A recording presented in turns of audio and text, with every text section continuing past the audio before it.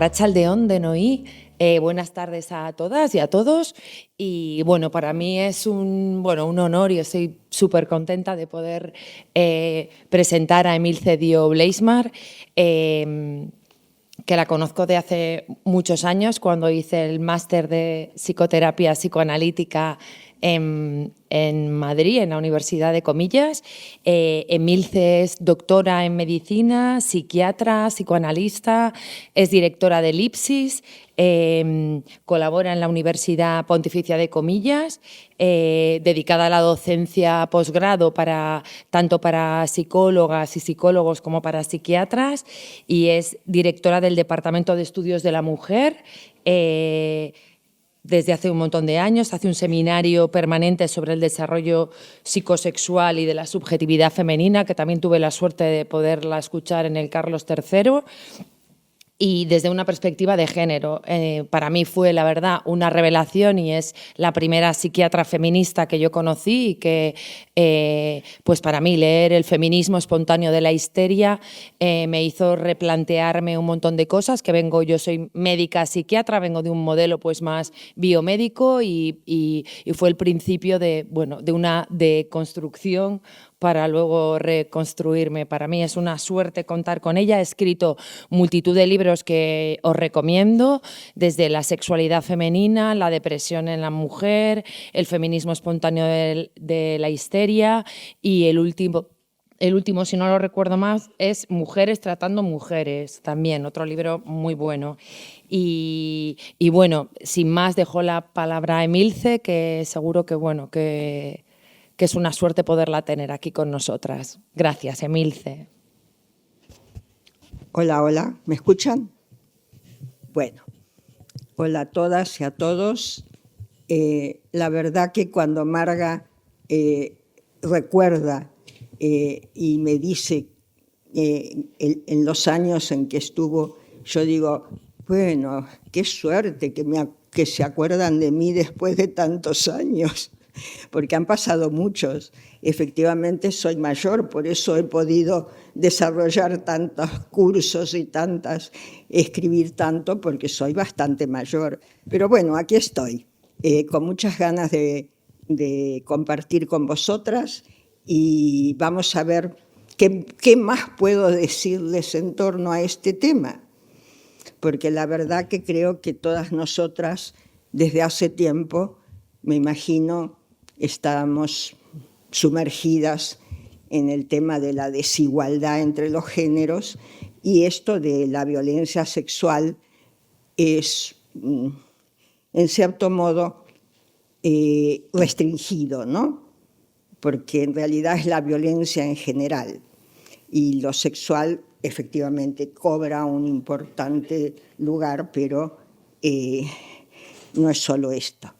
Bueno, choque ahí, no sé si ven detrás de las partículas pulverizadas, que hay dos rostros, ¿no? Es decir, esto es lo que de alguna manera a mí me impactó era un afiche, porque creo que representa bastante gráficamente lo que puede ser las múltiples incidencias, experiencias pequeñas que no registramos a lo largo de la infancia y la juventud, y que luego aparecen como que sí, efectivamente ha habido cierta violencia, ¿no? Pero esto es algo que se reconoce a posteriori muchas veces, en muchos de los casos. Por eso me parecía muy interesante este gráfico, ¿no? Es decir, porque daba cuenta en forma así, pictórica, lo que puede ser un concepto. Bueno, acá le doy a play, ¿no? ¿Dónde está el play? Yo creo que aquí sí le das. De acuerdo. No los quiero tocar porque a veces toco y muevo todo. Ya, yo igual. Aquí. Bueno, aquí.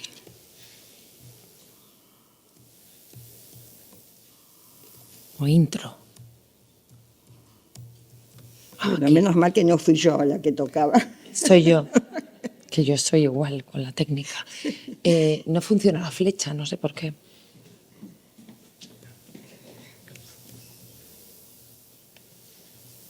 ¿Por qué?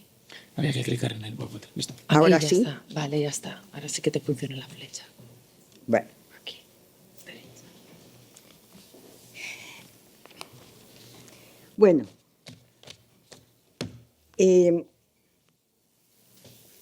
Decir Me Too para este auditorio supongo que es algo que no tengo que explicar, ¿no?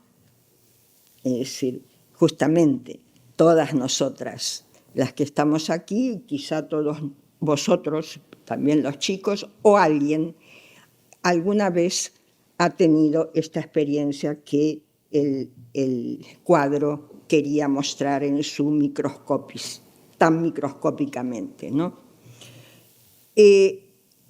Esta red de apoyo ya institucional y de gran reconocimiento cumple nada más que 10 años.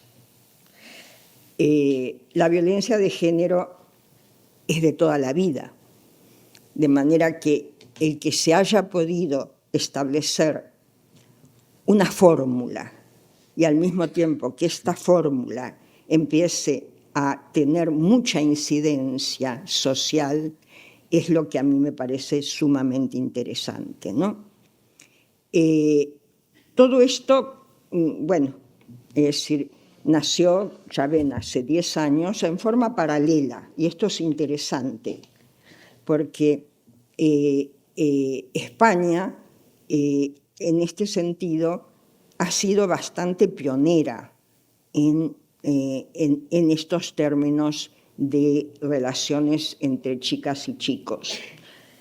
Personas del entorno universitario, en ambos casos, y esto ya estoy hablando de universidad, no en la sociedad, sino en la universidad, bueno, hablemos de machismo y pongámosle nombre a la desigualdad, pongámosle nombre más rotundo a este tema de la desigualdad.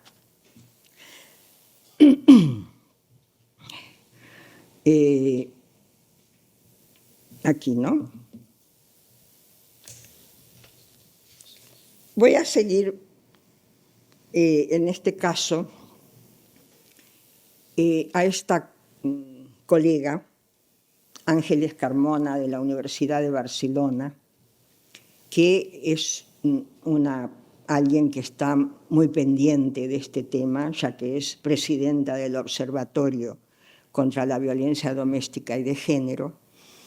Dirige un estudio justamente a nivel universitario, estoy hablando de universidad, ¿no?, contra la violencia de género y doméstica. Y está organizando para el próximo 25 de noviembre, que es el día justamente de la violencia, un gran acto en Barcelona. Pero hay muchos otros sectores que también se unen a esta iniciativa de Ángeles Carmona, ¿no? Y lo que ella quiere insistir es que hay un recrudecimiento de esto. Es decir, hay algo que está comenzando a sentirse nuevamente en una forma más extrema, ¿no? Y da un porcentaje. Un 5,7% durante el segundo trimestre del 23. Ahora, muy actual. Por eso me pareció interesante como dato, ¿no? Si bien yo vengo trabajando sobre el feminismo espontáneo de la histeria desde el año 65, pero esto es actual.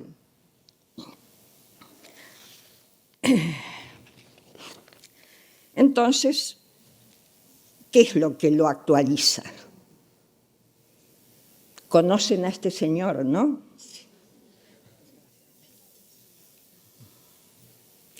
Esto es un titular del País, nuevamente, bien reciente, 1 de noviembre, que dice: el instructor del Tribunal Administrativo del Deporte propone una dura sanción para Rubiales por su beso no consentido a Jennifer Hermoso y sus gestos obscenos en el palco durante las celebraciones del Mundial Femenino que conquistó España, las chicas, ¿no? Las chicas llegaron a ser mundialmente famosas.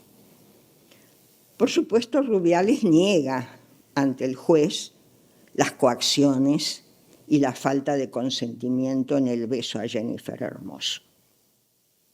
Jennifer Hermoso lo desmiente y ella misma dice: no hubo consentimiento.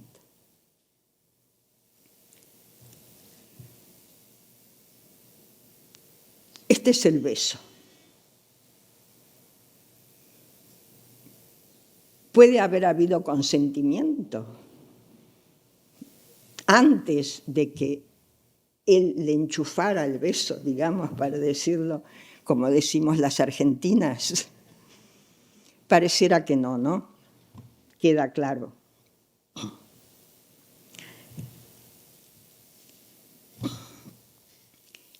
Justamente aparece en El País, ahora mismo, un artículo de esta escritora, Claire Deguerre, que es la autora de una obra que se llama Monstruos. Este es el título de la obra. ¿Se puede separar al artista de su obra? Este es el gran tema, ¿no? Es decir, tantos, especialmente porque aquí hay tiene que ver con esto de los hombres, ¿no? Tantos hombres súper famosos, célebres, además acreditados y venerados por todos por su calidad artística y por su talento, sin embargo, tienen estas características de dar besos sin consentimiento, diríamos, ¿no? Para hacerlo muy simple. De modo que ahora es como si se hubiera abierto la puerta, ¿no? Ahora aparecen todos los datos que durante años y años eran era algo que decíamos entre las chicas, y ahora empieza académicamente y oficialmente y en forma social a denunciarse y a tratar de probarse. Y esto es lo significativamente distinto.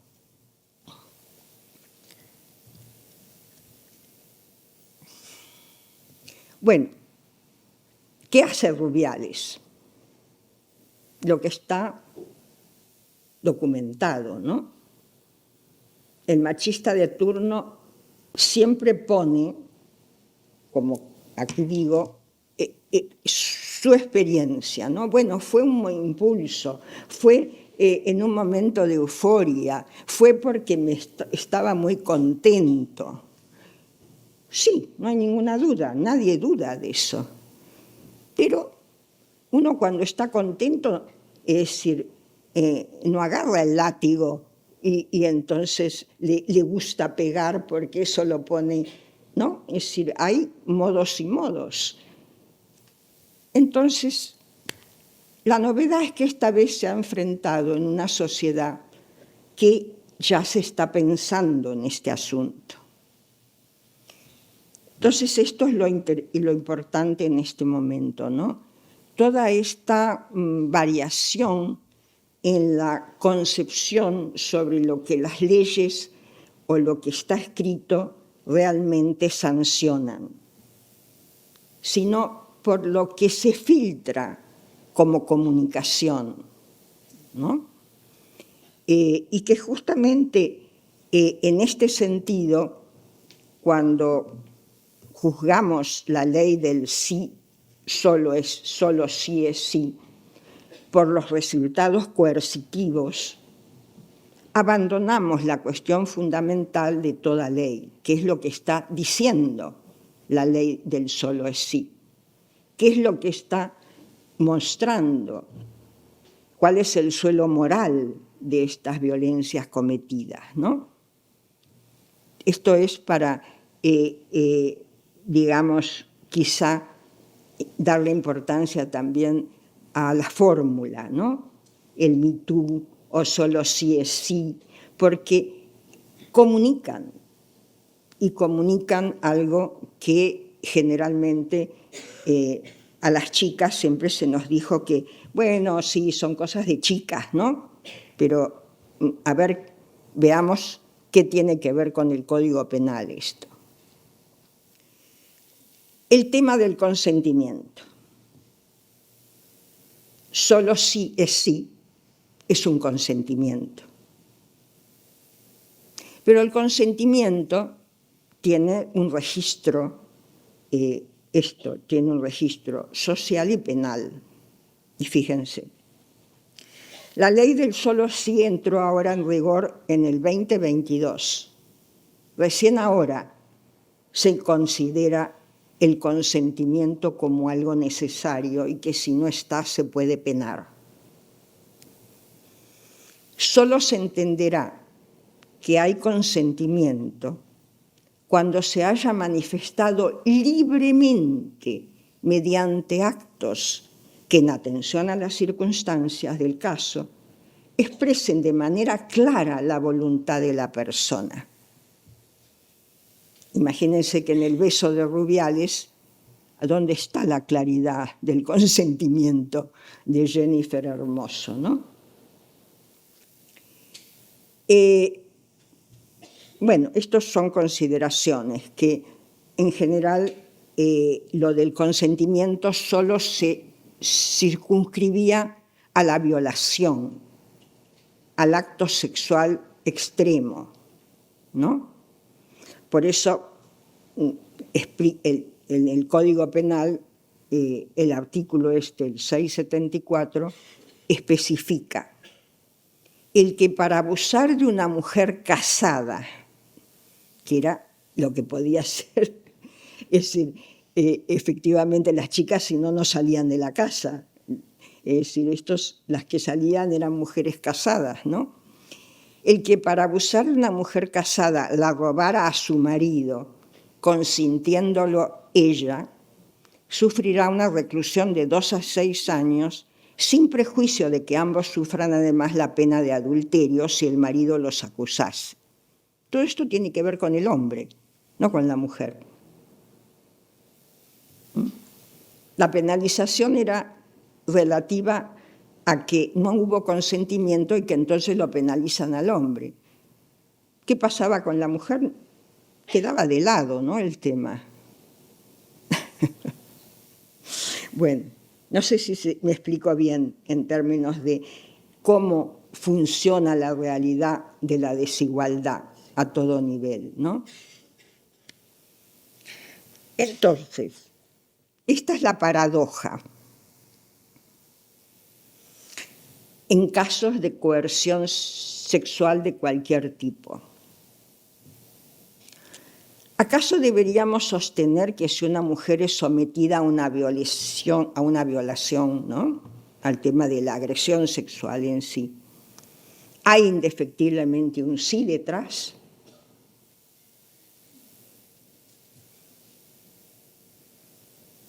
Voy a ver.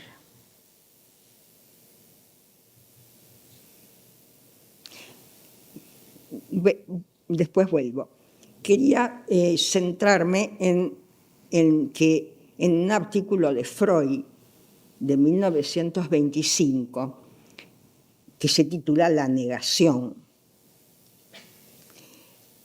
Y él, obviamente, como psicoanalista, y trabajaba o estaba inaugurando, en todo caso estaba creando el psicoanálisis, estaba escuchando a las mujeres histéricas.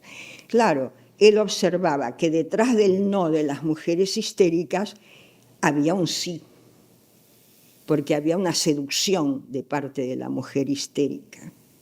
No me mires así.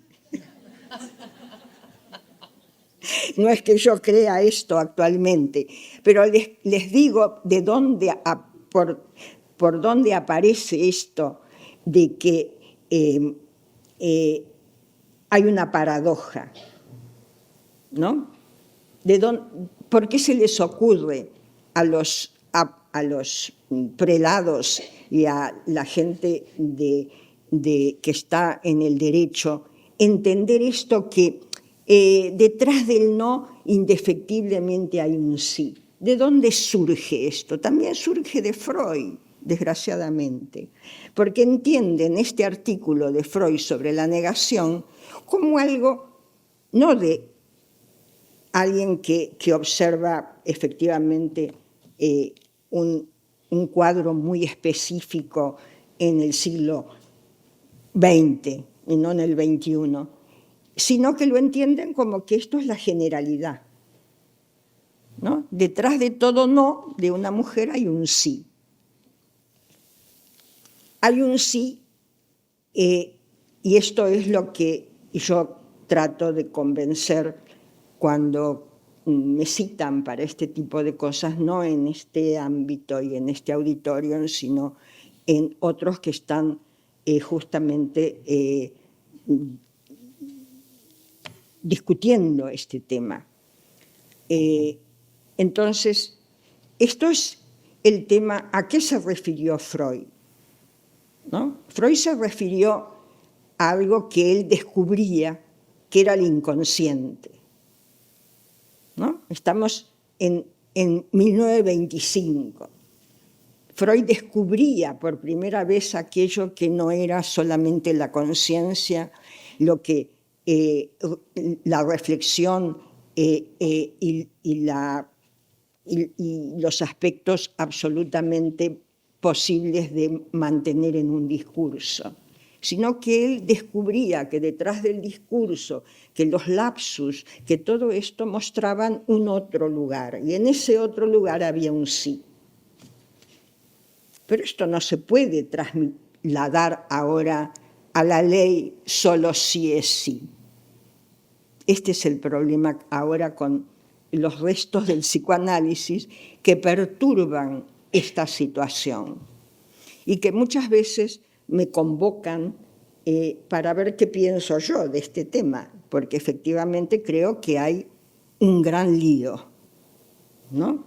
Un gran lío, hay una gran paradoja en este tema y es efectivamente algo que hay que tener en cuenta, ¿no? Entonces, Freud sostenía esto. Si alguien tiene un impulso, no se puede decir que ese impulso no existe, porque el impulso es una conducta, es una acción. Es decir, y para Freud, entonces, el no, es decir, era una conducta, pero para él había un inconsciente que estaba allí y que es lo que él descubría. Este es el gran problema actual con respecto al tema del consentimiento. Porque todo este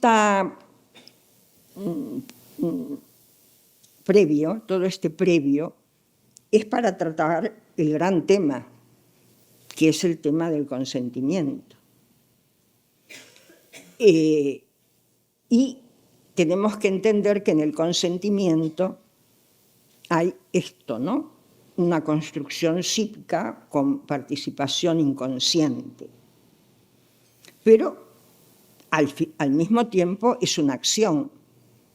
Y como Freud decía también, el sí y el no dependen de la personalidad, de la fortaleza de la personalidad, de las necesidades de la persona, de los traumas. Por lo tanto, es bien complejo tener en cuenta un fallo legal sobre el consentimiento. Porque habría que diferenciar estos tres aspectos.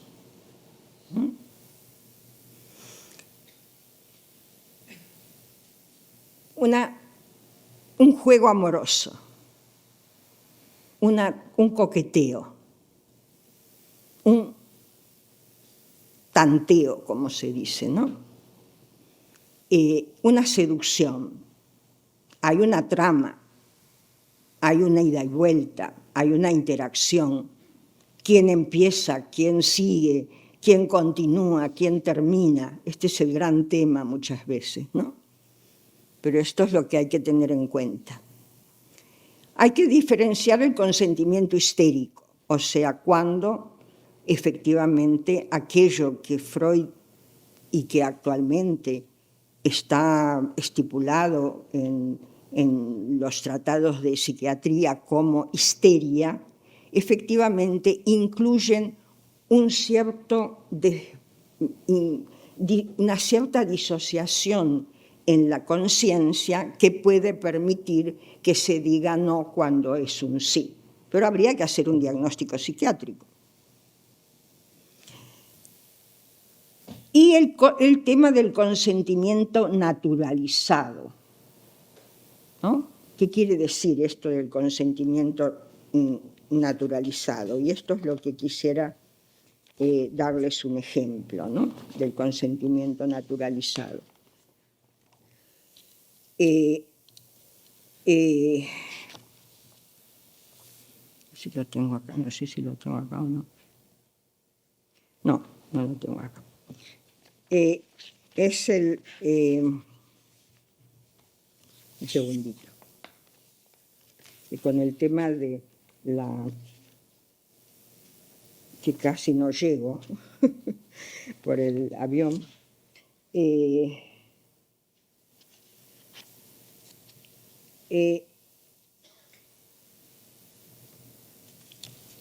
El tema entra en gran discusión en torno a los temas del transgénero.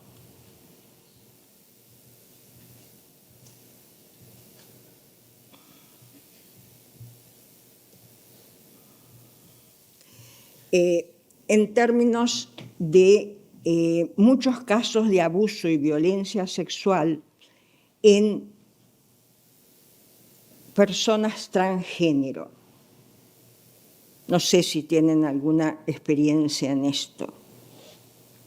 Pero justamente como las personas transgénero efectivamente parecen lo que no son, parecen mujeres y son hombres, o son hombres y parecen mujeres, muchas veces el consentimiento no existe, es esta confusión en torno a la identidad del otro que termina en una cuestión de abuso y de violencia. Esto está siendo trabajado en el sector que trata especialmente a los chicos y a las adolescentes, es decir, en donde efectivamente aparecen estos casos, ¿no? Por ejemplo,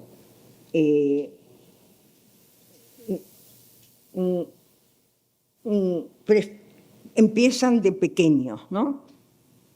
Es decir, los transgéneros son chicos que de pequeños empiezan con deseos o comportamientos en torno a vestirse de chica si es un chico, por ejemplo, ¿no? Luz, de 5 años, prefiere la ropa y los accesorios de mujer y quiere que lo llamen Luz y no Luis, porque entonces es como si pudiera también transitar un poco, ¿no?, en su propia identidad.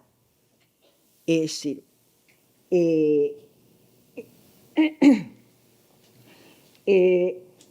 y que él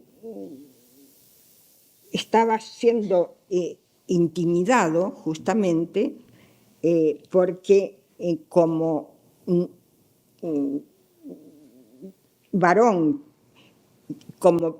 que quería ser nena, entonces abusaban de este chico, porque él mismo no sabía cómo reaccionar a esto.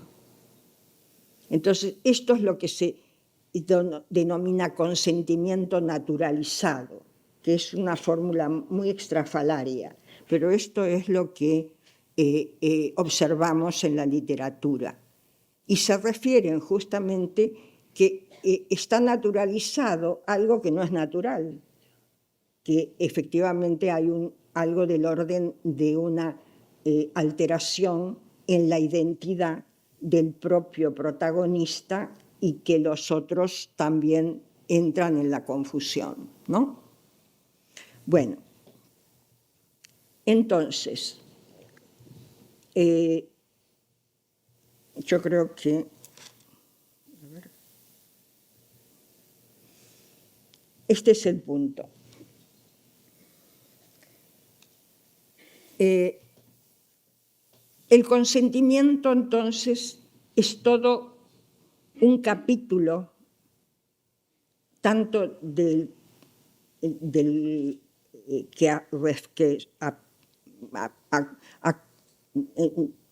nos complejiza mucho a los profesionales de la salud mental que estamos en este tema, como a los propios abogados y jueces que tratan de tener una decisión adecuada, ¿no? Porque existen distintas miradas en las subculturas y en los grupos. Y en los adolescentes actuales hay una fuerte tendencia justamente a no someterse a las normas de género. Justamente, o sea, hay como ya una naturalidad en esto. Es decir, yo no... si las mujeres somos suaves y los hombres son enérgicos, hay muchísimos jóvenes que dicen, adiós con esto.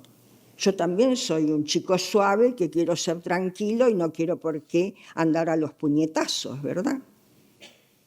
Entonces, esto efectivamente, al variar tanto el perfil, el ideal, los modelos de masculinidad y feminidad, hay bastantes complicaciones en términos, a veces, de aquello que llamamos cómo se relacionan de forma clara entre chica y chico, o en estos casos, ¿no? Entonces cambian mucho las relaciones de poder, cambian mucho la consulta, y por eso creo, a mi modo de ver, y esta es una reflexión después de tanto, que el fenómeno trans tiene algo que ver con esto. Es decir, con el tema de cómo se está construyendo y deconstruyendo el consentimiento. Bueno, creo que he abierto, es decir, para que podamos seguir conversando y discutiendo. Simplemente son ideas para construir o deconstruir, como es la última de las fichas que traje. Bueno, muy bien, voy a cerrar, o si no lo dejo aquí, no sé.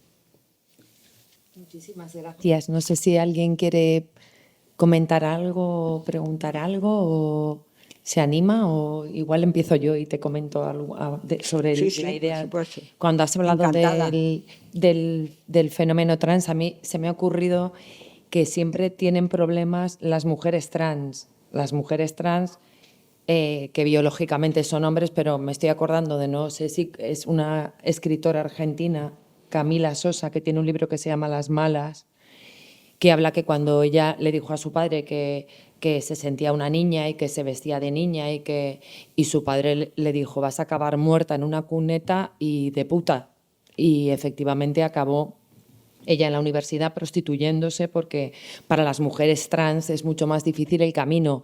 Y la agresividad, un poco por hablarlo, como la masculinidad se siente muy en esa desigualdad que hay estructural entre ambos géneros, que yo creo que la mayor violencia se ejerce contra las mujeres trans, que los hombres trans no tienen ese índice de violencia y pueden encontrar otras salidas. Sin embargo, para las mujeres trans es mucho más difícil el buscar un hueco y tiene que ver con la desigualdad estructural entre hombres y mujeres, y las mujeres trans pues lo tienen mucho peor, en mi opinión. No sé lo que piensas tú al respecto en ese sentido. Sí, no, estoy de acuerdo. Lo que pasa que a veces cuando uno tiene un cierto perfil y entonces te buscan especialmente en consultas, yo he tenido consultas de hombres trans muy angustiados también, ¿no? O sea, el tema realmente, yo siempre así en el fondo pienso, qué cosa, ¿no? Ya es tan difícil la vida y además de tan difícil que sea con respecto a la propia identidad del cuerpo. Yo creo que es agregar un grado de dificultad imposible de no trastornar la mente, ¿no? Pero es así, porque lo sienten. Es por eso aparece muy temprano, aparecen los niños. Es decir, toda la investigación con respecto al origen, ¿no? Al origen o al punto de comienzo o al desarrollo. Muchas veces, no se sabe bien, ¿no? Si, por ejemplo, en alguna de las consultas que yo he tenido, es muy habitual que digan lo siguiente, ¿no? Bueno, uno como niña o como niño hace lo que quiere, ¿no? O si eres niña juegas al balón y no pasa nada, o si eres niño te quedas en casa. El asunto empieza en la adolescencia, que tienes que autodefinirte. Mientras en la infancia no tienes necesidad de definirte, sino de vivir y de hacer, es otra cosa. Pero al tener que autodefinirte, entonces ahí aparece el tema, lo cual no quiere decir que aparezca en la adolescencia, sino que es como si el propio protagonista entra en la vida compleja de ser trans, ¿no? No sé si te contesto. Sí, no sé si alguien tiene experiencia.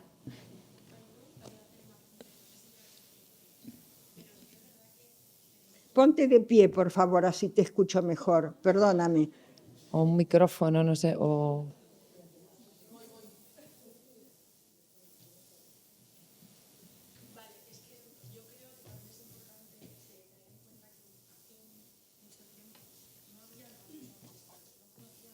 Trans en consulta. Ay, gracias. Entonces, se tiene como más cabida a la mujer trans, ¿sabes? Porque ha ido mucho más a asistencia. Desde el 2017 o 2018 sí que se ha visto un aumento en la demanda asistencial de los hombres trans. Y es entonces cuando nos damos cuenta de que siempre han estado ahí, pero no lo han tenido tan fácil como para decirlo, ¿no? Entonces, siempre es como más representativo la mujer trans, pero ahora mismo hay más demanda asistencial de hombre trans y sufriendo muchísimo. No sé, como un apunte, lo dejo solo ahí. Sí. Gracias.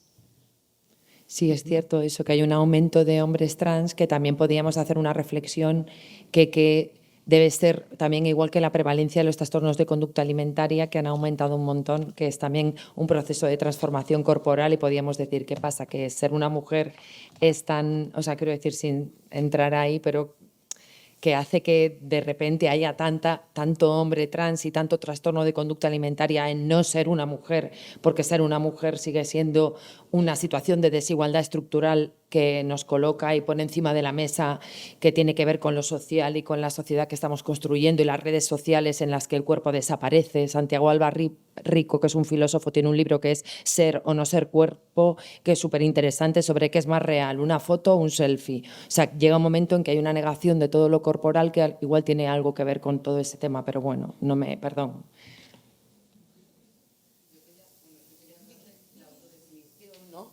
Que sobre todo con el tema de lo trans es el tema de no poner palabras o poner demasiadas palabras. O sea, todo el tema de no digo lo que soy, no me autodefino o me defino en exceso. Y también me gustaría un poco que hablaras del deseo, de cómo atraviesa todo esto con el deseo de lo trans.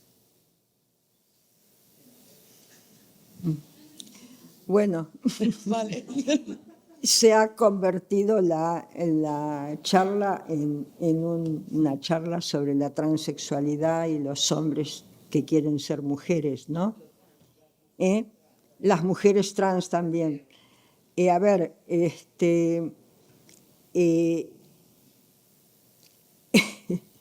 difícil que yo conteste esto, porque desde el feminismo espontáneo de la histeria, efectivamente, el feminismo resulta en el 2023 un valor, cuando durante muchos años era algo así como una locura, ¿no? Una feminista era una loca, era una mujer trastornada, algo que le pasaba en la mente. Resulta que desde el punto de vista de la salud mental, hoy en día se considera que si una mujer no es feminista, es raro, porque tendría que defender su identidad y la de las congéneres. Entonces, el feminismo ha pasado a ser bueno. Y en este sentido, creo que, como todo proceso social y con todos estos cambios en torno a la normalidad, moralidad, el hecho de que sea bueno, es bueno también para los padres, que los hijos se queden en casa muchas veces, ¿no?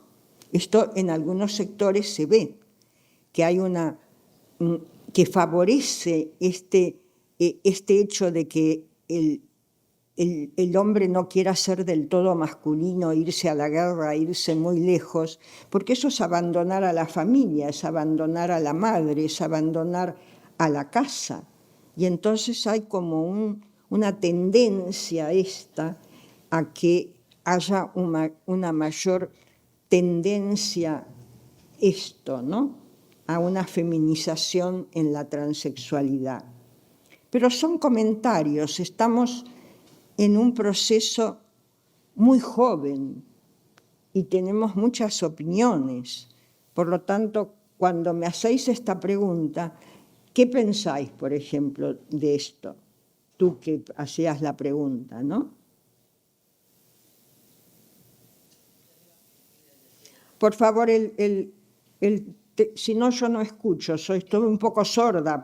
No, yo intentaba entender, bueno, ¿qué opinión tenías sobre el tema del deseo en el tema trans, en las mujeres trans, por ejemplo? Pero ¿qué te puedo decir con respecto al deseo? Porque creo que se mueve, ¿no?, cuando ya dan el paso, ¿no?, a no todo fálico, ¿no?, que se mueven por ahí, como que hay una falta. ¿Una falta de deseo? Intentan cubrir una falta, sí, como si intentasen cubrir. ¿Pero falta en qué sentido? ¿En un sentido lacaniano o en un sentido...? Sí. En un sentido lacaniano, por eso. Es decir, bueno, yo no te podría contestar a esto. Si podíamos relacionarlo con la violencia... Tú lo haces, lo incluyes en esta definición, ¿no? Igual si las preguntas se pueden un poco, por no hablar de lo trans, sino cómo cómo esto incide en la violencia, ¿no? Es lo que estamos hablando, de la violencia machista. Y vuelvo a insistir otra vez en la violencia machista que sufren mucho más las mujeres trans que los hombres trans. Y eso tiene que ver otra vez con la subalteridad y con la desigualdad estructural en la que viven las mujeres trans biológicamente, que han nacido como hombres, pero que se presentan, que para algunos hombres supone como un agravio. Es como, o sea, está renunciando a ser un hombre, como que lo viven con... Y hay una agresividad hacia estas mujeres flagrante. Entonces, yo creo que eso...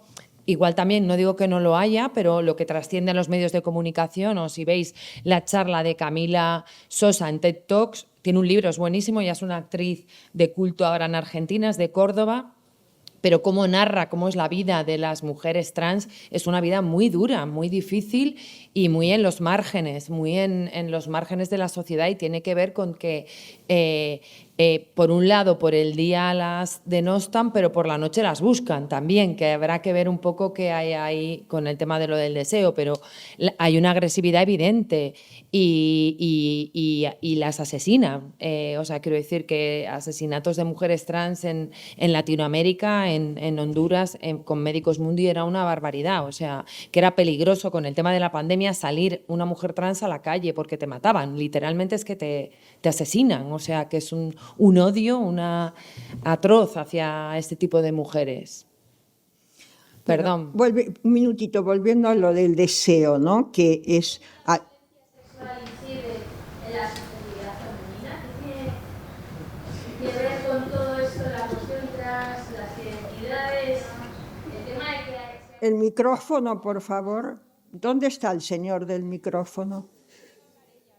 ¿Se me oye? Es que yo iba a hablar y tenía el micrófono, pero está hablando más gente. No sé si tomamos turno. Ahora te escucho mejor, sí. Vale, no sé si puedo hablar ya o... Vale. Todo el mundo... Y yo sé, o sea, me apetece levantarme e irme, pero prefiero decirlo.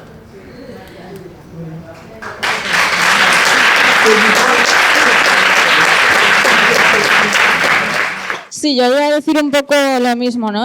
Que no entiendo cuál es el debate del deseo trans o de la cuestión trans, porque al final las personas trans son personas igual que todas las demás y su deseo está igual sujeto al contexto y a la cultura y a tal que todas las demás personas. Entonces, yo me estoy sintiendo ofendida por toda esta serie de preguntas y también identifico una carencia en la formación en cuanto a qué es una persona trans. Porque ya para empezar no hay solo dos géneros, ¿no? Hombre o mujer, y también hay personas trans, hay muchas identidades disidentes y me parece que si queremos luchar contra la violencia de género, formarnos en género, incluyendo a las personas trans, es fundamental para que dejemos de perpetuar violencias como las que está habiendo aquí hoy. Entonces, por un lado, me parece interesante que tengamos una perspectiva interseccional, que quiere decir tener en cuenta cuántas opresiones sufre una persona en su cuerpo, ¿no? No se trata de ver quién sufre más, si los hombres trans o las mujeres trans o cualquier otra identidad de género, sino de cuántas opresiones está sufriendo esa persona. Si eres una mujer trans, estás sufriendo la opresión patriarcal, porque cuanto más expresión femenina asociado pues culturalmente a las mujeres, más discriminación y violencia vas a sufrir, independientemente de si eres un hombre o no. Si tu expresión es más femenina, pues entendimos que esta opresión patriarcal va a tener más efecto en ti. Y luego, por otro lado, pues en mi opinión, desde esta perspectiva interseccional, las mujeres trans están sufriendo esta doble opresión. Por un lado, patriarcado, y por otro lado, la opresión de género, que bueno, está interrelacionado, pero las personas trans tienen sus propias violencias, independientemente de si se expresan más masculino o más femenino. Y luego quería abrir otro melón, que es el de el consentimiento de las mujeres locas, ¿no? Entendiendo como diagnosticadas, psiquiatrizadas y tal, ¿no? Porque hablando de esto de la histeria y tal, yo no entiendo mucho de psicoanálisis, pero por lo que se ha dicho, como que hay una teoría que inconscientemente puedes estar diciendo sí, aunque verbalmente digas no. Y claro, si tienes un diagnóstico, ¿qué pasa? Que entonces cuando dices que no, es válido que te hayan violado porque inconscientemente estabas diciendo sí. Entonces me parece como que esto legitimiza el abuso que las mujeres locas sufren ya de por sí, ¿no? Porque se las toma como ambiguas, como que no se las puede tomar en serio, y su consentimiento por esta opresión que sufren por su propio diagnóstico no se tiene en cuenta. Entonces me parece que en un ámbito como el que estamos ahora, hablando de psicología, de psiquiatría y tal, hablar del consentimiento de las mujeres diagnosticadas y hacer énfasis en este problema, en por qué sufren más abusos y todo esto, y tener mucho cuidado con el tipo de teorías que apoyamos o que facilitamos o lo que sea, porque o sea, si inconscientemente estás diciendo sí, pero verbalmente has dicho que no, yo creo que el no es no. Entonces da igual lo que diga tu inconsciente, quiero decir. No sé si alguien quiere dar su opinión sobre este tema. Lo siento si alguien se ha sentido ofendido, pero me parece interesante que podamos expresar cómo nos estamos sintiendo aquí hoy y que pensamos de las distintas cosas que estamos sintiendo en nuestro cuerpo, ¿no? Que yo veo como cierta tensión y creo que de aquí, si lo hacemos con respeto, podemos aprender mucho unas de otras. Muchas gracias.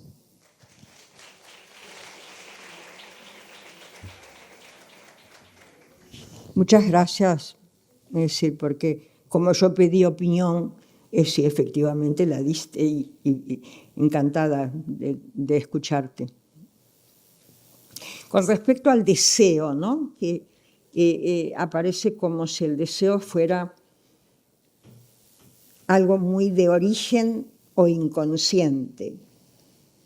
Y entonces se le da un lugar, por lo menos en nuestro pensamiento, muy especial. Pero el deseo también es intersubjetivo, también es interpersonal,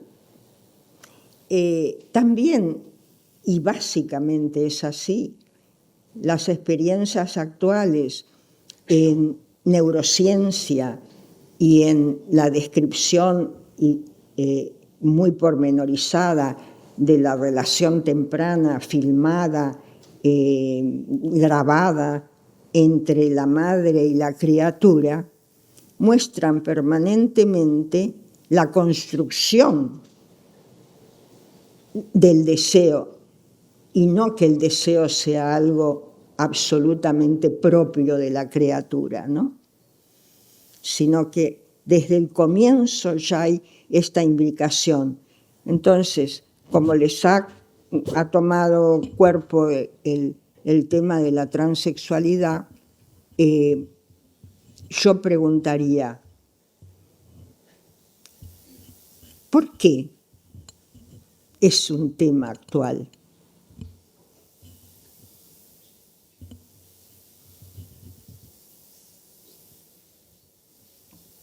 Igual vamos terminando porque quiero decir que hay temas que se van a tocar luego con lo que tiene que ver con poblaciones como diversidad funcional o trastorno mental grave, mujeres que no tienen palabra y que sufren el doble de violencia y que también son en todos los ejes de intersección. Entonces, igual no sé si por salir un poco de este tema, que lo que nos atañe es hablar de la violencia machista y la violencia sexual, cómo afecta en la construcción de las mujeres. No sé si alguien tiene que volver a retomar el tema. Yo le agradezco un montón la aportación y siento si alguien se ha sentido molesto. Yo creo que es bueno abrir la mente y tener como depende del lugar donde uno esté y desde la mirada, y creo que, claro, igual desde el punto de vista psicoanalítico tiene otro concepto y pues igual las que no somos psicoanalistas pero igual también sirve un poco como para abrir una mirada y verlo desde distintos lados, dependiendo de dónde esté cada una, pues también yo creo que es enriquecedor. Y no sé si alguien quiere aportar algo más o dejamos la siguiente mesa. Ahí hay una persona. Bueno, yo iba a hablar, pero simplemente quería hacer un poco el apunte rescatando lo que decía Sonia, también un poco que expresión de género e identidad de género son cosas totalmente diferentes. Sí. O sea, expresión de género, por ejemplo, tener el pelo largo se puede entender como de mujer, pero si me lo corto sigo siendo una mujer. Son cosas totalmente diferentes, ¿no? Y que también, hablando de identidad de género, no solo están hombres y mujeres, sino también están las personas no binarias, que muchas veces se tienen que ir de nuestras consultas porque no se les respeta la identidad ni se nombran sus violencias. Entonces, un poco como apelar un poco a esa responsabilidad, pero que yo creo que muchas más o menos vamos entrando en esto. Y ya está, eso era mi aportación y no hace falta alargarla más en el tiempo. Gracias. Muchas gracias a todas. Ahí hay una persona que tiene la mano levantada desde hace rato, no sé si por cerrar.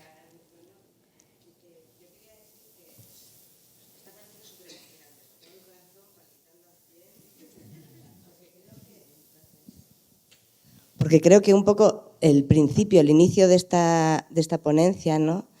Empezabas hablando de Ángela Carmona y de que estamos en un momento de riesgo extremo. Y creo que tiene que ver con esto que está pasando ahora. Es una percepción mía, ¿no? Has dicho también al principio, que a mí me ha llamado la atención, me ha hecho como una contradicción, ¿no?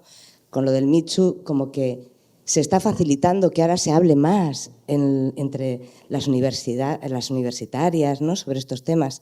Y sin embargo, yo lo que he recibido de chavalas que están en la universidad es que es lo contrario, que están viéndose oprimidas y con la lengua apretada entre los dientes porque hay temas de los que no se puede hablar, ¿no? Como por ejemplo este. Y creo que me parece como un momento súper emocionante para mí, ¿eh? Y más el tener el micrófono en la mano, porque me parece que puede ser un buen momento para poder darnos cuenta de que necesitamos hablar desde el cariño, no desde la cultura de odio que nos están intentando promover desde dentro incluso, ¿no? del propio movimiento feminista. O sea, el punto del riesgo extremo yo lo veo un poco ahí, ¿no? El que nos podamos enemistar entre nosotras cuando realmente creo que buscamos lo mismo y podemos llegar a entendimiento, o sea, que podamos acercarnos a hablar. Creo que estamos en un momento de riesgo extremo, yo también lo pienso. Y creo que es súper importante que eso, me dan ganas hasta de llorar. Bueno,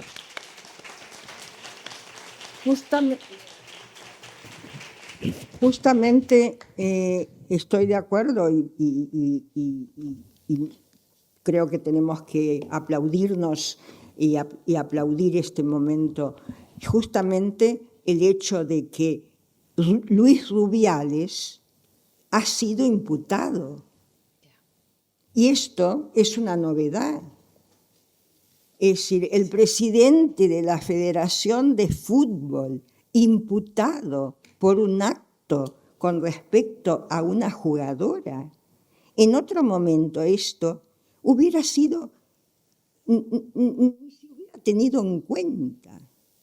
Y hoy en día, justamente, el beso de Luis Rubiales a Jennifer Hermoso da vueltas por el mundo, porque justamente se denuncia esto. Y esto es lo nuevo, que se denuncie, que algo tan simple como darle un beso a una jugadora que ganó un mundial y que no es un acto íntimo ni una violencia sexual escondida y efectivamente clandestina, sino un acto público, sea denunciado cuando se considera que era, como él decía, un acto de euforia, y sin embargo se lo denuncia y se lo lleva ante la audiencia. Esto es lo nuevo, y esto es lo que creo que, no sé si lo transmití adecuadamente, ¿no? Es decir, que hoy en día esto es lo que se busca, que haya consentimiento, no que el hombre le pueda dar un beso porque está eufórico.